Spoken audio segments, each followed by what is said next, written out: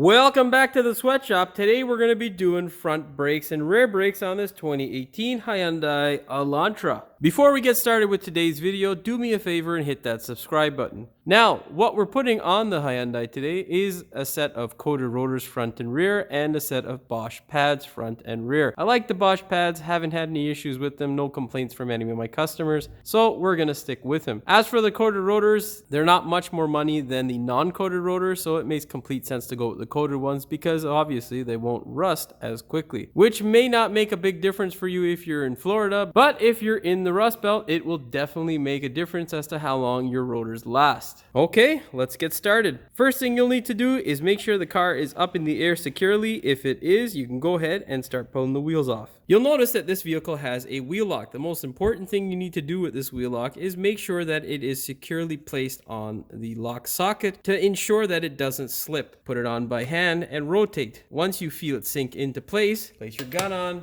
and hammer it off. For those of you who have watched my videos in the past, you will notice that the air hose is quiet while engaged. I have replaced this coupler, which makes my life a lot better. Okay, enough rambling. Let's hammer off the rest of the lugs.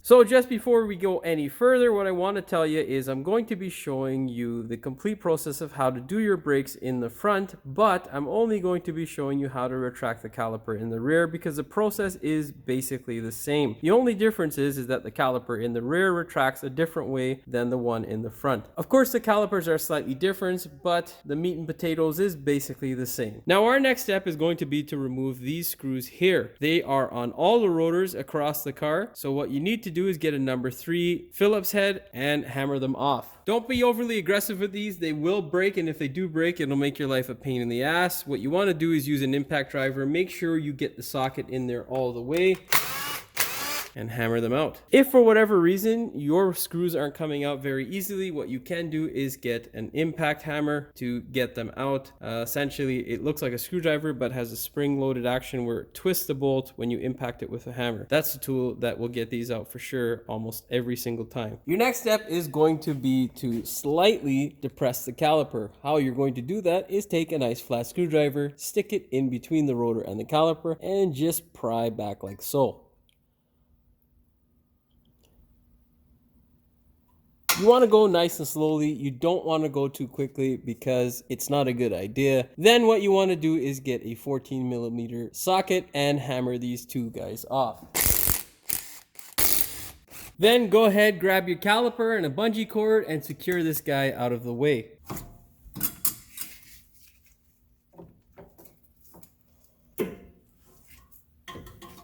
Success. With your caliper removed, what you can do now is remove your pads as long as they're not seized in place. Take note of the way the hardware is situated in the pad and the way it sits. That way you can put it back in exactly the same manner. If the pads are stuck in there, not a big deal. You can go ahead and hammer them off when you get the bracket off. Now, with your back caliper, you're going to have to take off this bottom bolt, which is kind of hindered by the actual emergency brake cable. So don't get a socket on it, just get a wrench and peel it off. Do it by hand. Don't bother messing around with the bracket. It's going to make your life more of a pain in the ass than anything else. Pull the bolt out and then just separate your caliper. You can leave it hanging like this, just on its own. It's fine, it's light enough. As long as the barbarian hasn't put that bolt on, it should come off with a small wrench. Usually only held on by like 20 foot-pounds of torque. So now it is time to get our caliper bracket off. But before you do that, what I like to do is distinguish the caliper brackets between right and left. There sometimes is a difference with the guide pins. So if you don't know which one is right or left, it can make your life a pain in the ass, especially if there is a difference in the brackets. You can sometimes lose more hair than you would like trying to figure out which one's which. So how I distinguish which one is which is by simply marking it on one side with a yellow marker. Why yellow? Because it's most visible. And there you go. Now we know that this is the left side or driver's side in Canada. Get a 17mm socket and hammer these two guys off.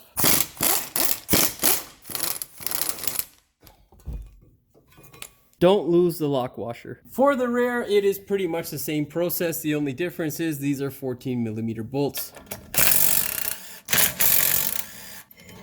Again, don't lose the lock washer. Oh, and by the way, if you're trying to pry these calipers back, they'll only move a little bit. Don't go crazy trying to push it back. Now, of course, here is the portion of the brake job that no one likes to do. It is servicing your caliper bracket. It's a pain in the ass, usually time consuming and really dirty work. So what does that mean? Well, essentially what we're going to do is remove these little shims, get rid of them. If you, of course, splurged and got good pads, they will come with new shims, or hardware as they're called in the industry, and you can just replace them simply. But of course, behind this shim, you will find our favorite friend, Rust-Tite. It is a pain in the ass. To gauge how your job is going to go, the best thing you can do for yourself now is to move the sliders back and forth. If they move freely like this, the job's not going to be so bad. But doesn't mean you can leave those guys alone. As you can see, there is grease on the slider, so you'll need to put some new grease in its place, and there is also a little bit of rust there building up. You want to get rid of the rust. Then behind here, you're going to peel the shim off,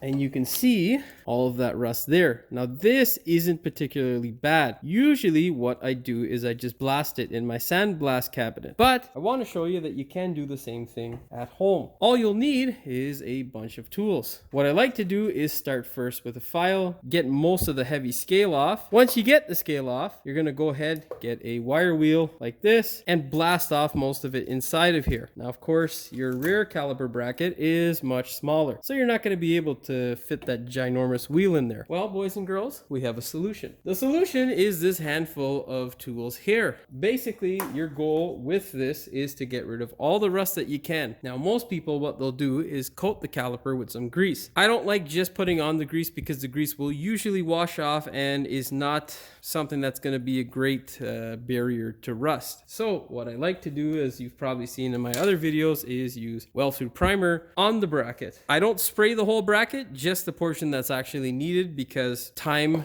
and of course cost. So that's what I'm going to do here. Generally, from what I've seen over the last 6 or 7 years of doing this, the second time that I service brakes, it's usually just as good as the first time. So it has made my life a great deal easier, and I will continue to do it that way. It's up to you. It's not a step that you absolutely need to do. So yeah, get rid of most of the rust that you can, and then go ahead and hit it with a coat of this after you blow all the crap off of the caliper, and then I'll see you back here and I'll show you what to do next. With your file, you should end up with sort of a result like this. Remember, the goal is not to remove material, it is just to remove some of the scale. Then we're going to go ahead and hit it with our wire wheel. Again, boys and girls, remember, eye, ears, and nose protection is a key for success.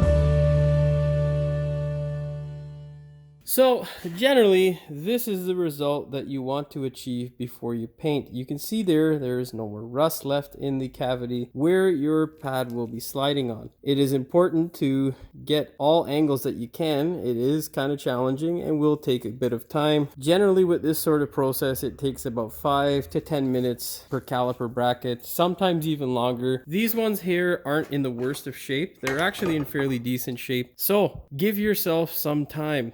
Make sure you do this process because it will make a huge difference in the way that your brakes perform, not only short term but long term. Now all you have to do is repeat that same process for the rest of the caliper brackets. Now, of course, if you're wondering what the process looks like, this is what it looks like when you first get the shims off. This is what it should look like when you clean your rust off of the caliper bracket. And this is what it should look like after you paint it. You can see there that there is no more rust or any sort of crud that's going to build up or hinder the movement of the pad on the carrier. Okay, I'm going to go finish the rest of this and I'll see you back with instructions.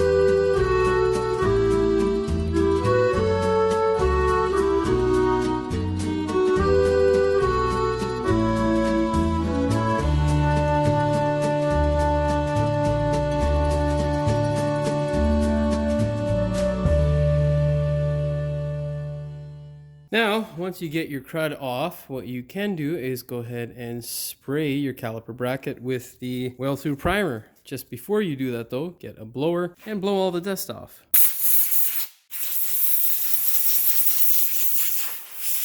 You can also wipe it down with acetone. That will definitely help with adhesion, but you know, whatever. It's kind of overkill. I hate working with acetone, so let's go ahead and spray it. Before you go ahead and spray it, make sure you shake your can well. Then go ahead and hit it.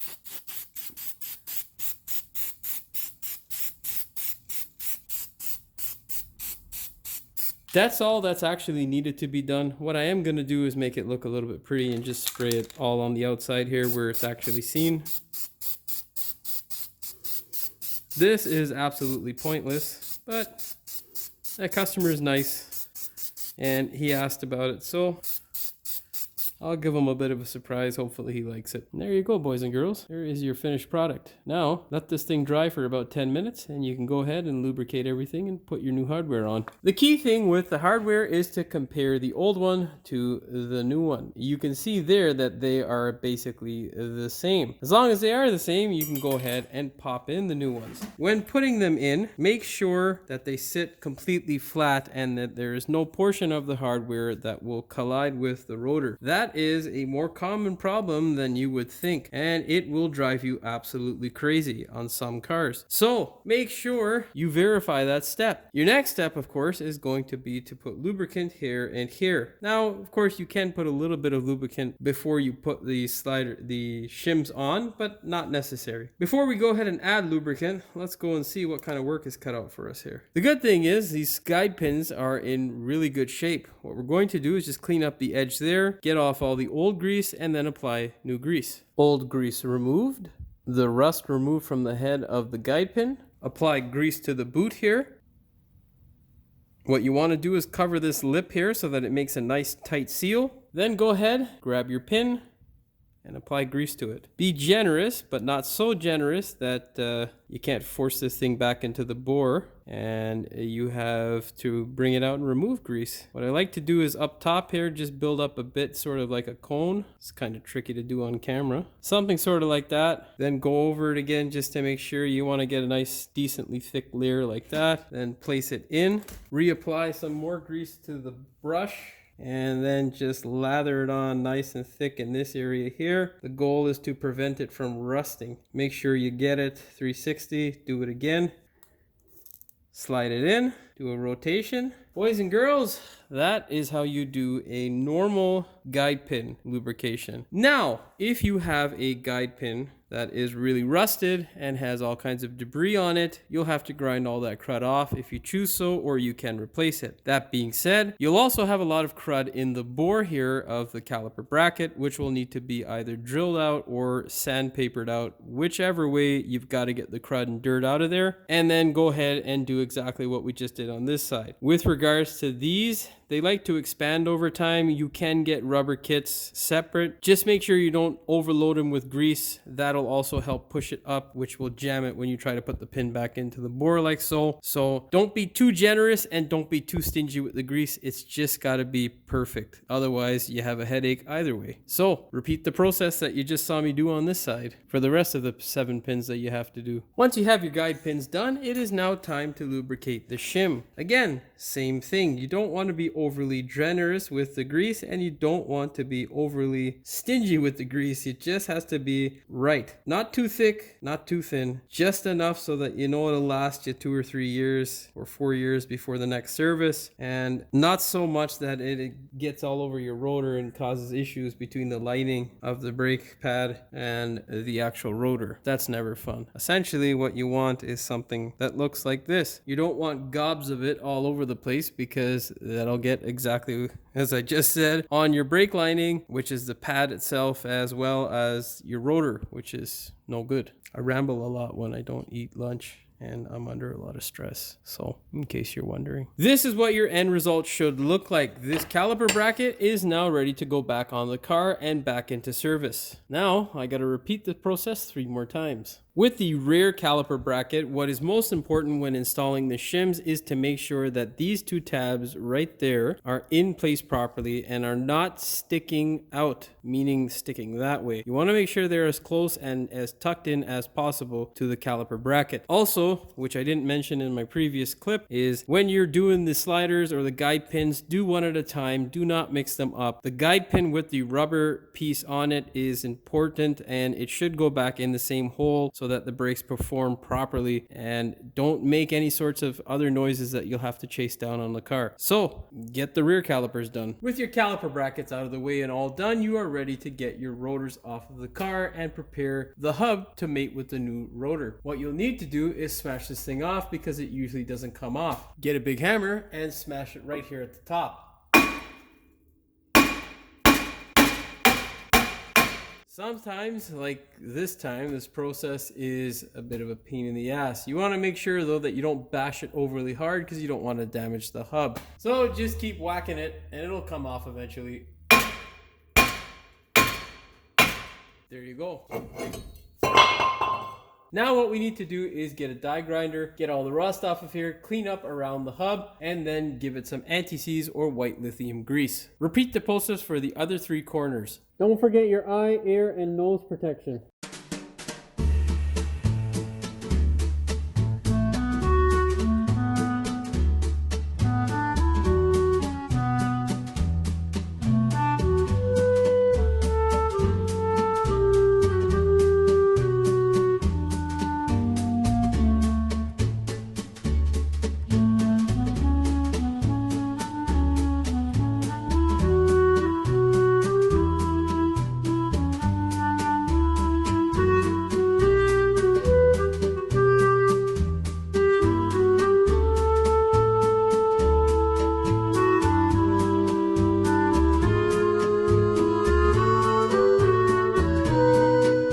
Now, the main goal with that process is to clear up any portion where there is excessive amounts of rust where the rotor is going to meet the hub. So essentially out here, that's what holds it stuck, and then in here on the hub. We have gotten most of it. There is a little section here which we can't get to, but the actual rotor doesn't sit on that section, so it's not really important. Now, the best thing you can do to protect this surface from rotting and ending up like this is to spray it with some white lithium grease. Of course, before you go ahead and apply this, shake well.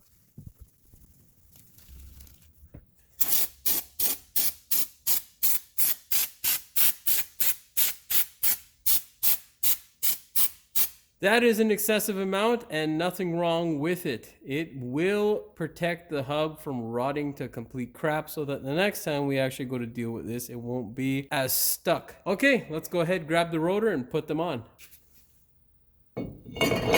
Don't forget to line up the bolt holes for these little screws there. You can also put a little bit of anti-seize on the threaded portion, but because we've hit the hub with so much of the white lithium grease, it'll get onto the threads when we drive them in. Push the rotor into the hub. That'll ensure that the rotor is sitting flat. That way you're not cocked or hung up on anything. And then you can go ahead and drive these down, give them a little bit of torque.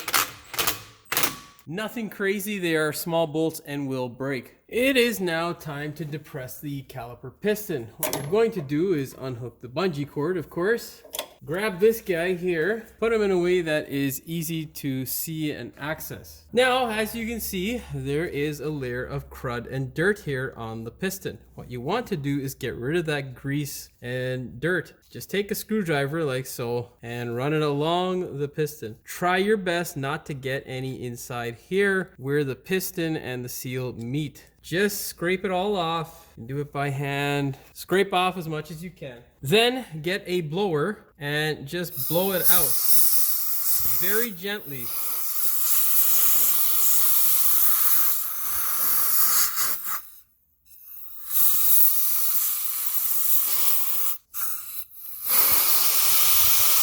Now, we're just trying to get the dirt out of this area here. We do not, by any means, want to use so much air pressure that we expand the seal. That means you're blowing dirt inside the cavity where you do not want it. So, just blow as little air as possible, just so that you get out as much dirt as possible. And then you can go ahead and scrape off any rust or dirt that is in this area here on the actual pad or piston, sorry. And then you'll be ready to go ahead and install or depress the piston. If you have a little bit of rust like on my piston here, what I like to do is just grind it down a bit.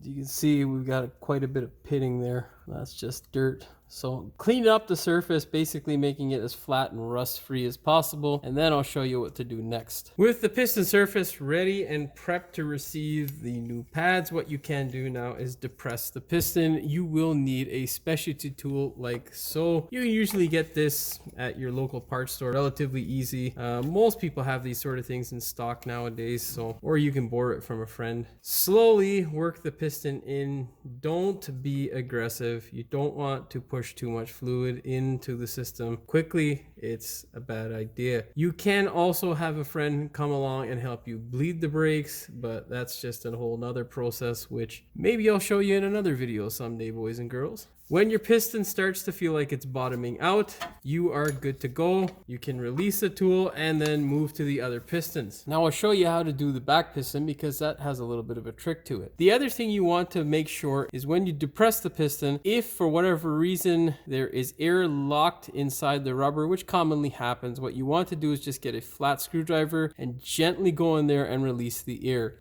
If you put it on, you can snag or tear the boot for the piston, and that'll cause you some headaches. So be aware of that. Now your rear caliper, you can see, is slightly different. It has another cable attached to it. This guy over here. This cable is for your emergency brakes or hand brakes. They're not part of your service brakes, which is the hydraulic portion of your braking system. Now there is, in this sort of setup, a threaded rod that runs through here. This piston is actuated or stays outward in correlation with the position of that threaded rod. So in order to set ascend or retract these caliper pistons, you need to turn this guy clockwise. Now, before you turn it clockwise, you can see we have the same buildup and grease and dirt from road grime and brake dust and grease and all that sort of stuff that was applied to this to keep it nice and shiny. The grease did its job, but unfortunately, it's a pain in the ass to sort of clean off. It is important to get rid of as much of the crud as you can before you go ahead and try to wind that piston in. Take a blowgun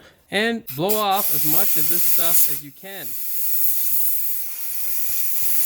Very important to note is that we are not trying to blow so much air into the piston area that we upset the seal and actually have it take some of the air from the blowgun inside this cavity. It will ruin stuff and you'll be pushing dirt into that piston bore cavity, which would be bad. With your piston relatively clean, what you're going to do is take a tool that looks much the same as the other one, but will fit in that caliper bracket nicely and square with the piston so that you can push it in without caulking it. If you send it in cocked, meaning slanted or sideways, you can damage the seal that is inside there, wrecking your piston. So place the tool in, make sure that you have the correct side of this adapter here that fits into those little slots. Those slots over there, there's 4 of them on this particular piston or caliper. This is an old school CanPro piston depressing tool for hydraulic brake systems. I don't even think they're in business anymore. But what you do is twist it like so. You see that pop there? That was the seal breaking away. You just keep twisting it nice and slowly. And then as you build up some gap here, you'll twist this guy back. Now there are many different variations of these types of tools. Essentially the process is the same. The tool may actuate differently,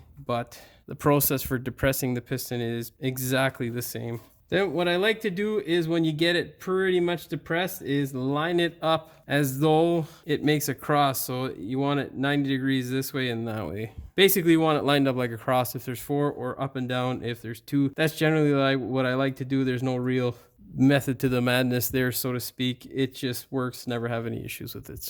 So once I get it all depressed, what I like to do is go around and just knock off any dirt that may be there. And there you go, friends. This caliper is now ready to go back into service. Now what we got to do is put our pads on along with our pad carriers and we can sandwich all of this stuff back together. That, my friends, is the trick to the rear caliper. Can be a little bit tedious or scary, especially if these guys are seized up. That can make your life a real pain in the ass. But nonetheless, nothing that you can't handle at home. Pretty easy as long as you know what the process is. Let's go ahead, put our caliper bracket back into place. Be sure to try and not get any grease on your brand new rotor. Thread your bolts in by hand. That way you ensure that you don't cross thread them. Grab your torque wrench and torque them to 72 foot-pounds.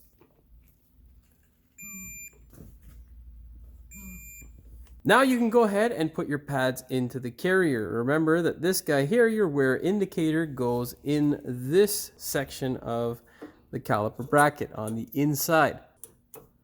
Just slide it into place like so. Of course, put the indicator in the position that you found it when you took it off. Now go ahead and put your outer pad on. Is that in? Oh, it seems in. Okay. Now what I like to do before I put my calipers on is put a dab of silicone here to make a nice seal. That way you don't have the piston on most cars rot up like this one here. Unfortunately, the top is going to be exposed on this piston, so it'll still rot, but you're not going to rot the mating surface here, which can cause a bit of a problem. Just put a little dab all the way around and then smear it with your finger. You do it on the piston as well as this portion of the caliper where it contacts the back of the pad. Just put a dab like so on your finger and then smear it onto the caliper.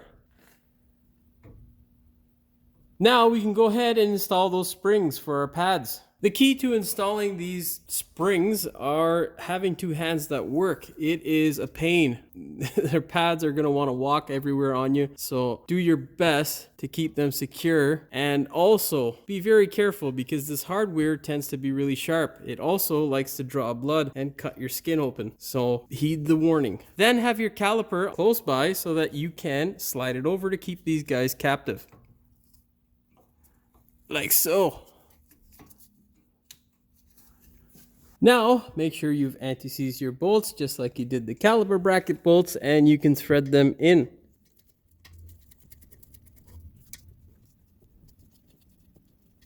Double check that your brake hose isn't stressed in any way and is in the natural state that you found it when you took it apart. Now go ahead and torque these bolts to 22 foot-pounds. With your rear caliper brackets, make sure you have anti-seized the bolts quite nicely. If you don't have them looking like this, go ahead and anti-seize them. Put them into the hole and then line up the bracket. Again, try not to get any grease on your new rotor. Thread them up by hand to ensure that you do not cross thread it, because if you do, that's also going to make your day a horrible day. Then grab your torque wrench and torque these two bolts here to 54 foot-pounds. Go ahead and put your new pads into place.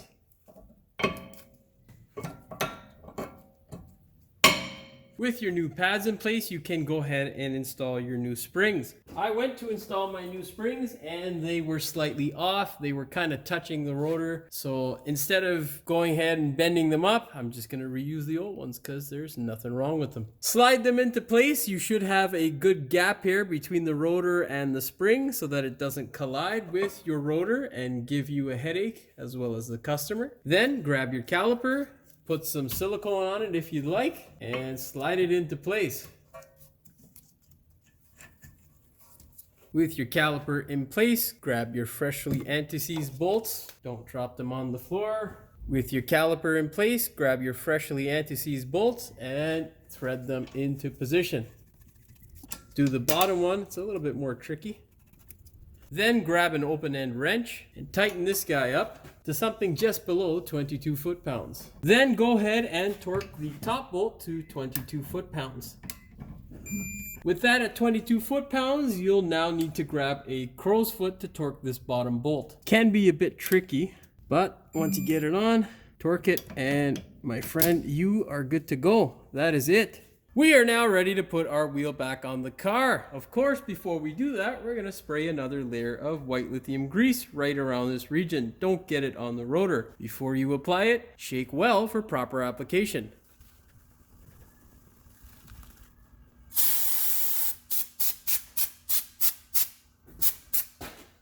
Grab your wheel and put it on the car. Grab an impact driver. Force the wheel up against the hub. And now we're going to go ahead and torque these wheels to 100 foot-pounds. The appropriate torque spec from the manufacturer is 74 to 94 foot-pounds. Again, make sure the socket is on all the way and then go ahead and torque it.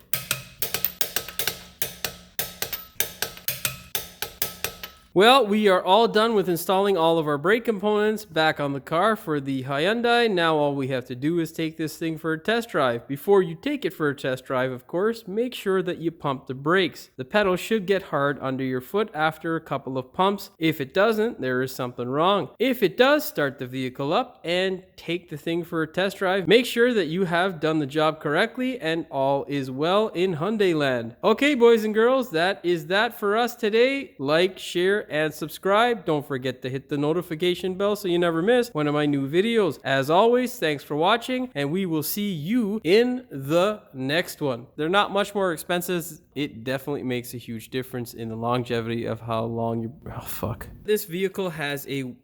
Don't hit the camera. Now our next step is going to be to remove these screws here. They are number three. Fuck. Bolts or screws aren't coming out of there relatively. Oh, for fuck's sake. Today's going to be a long day, boy.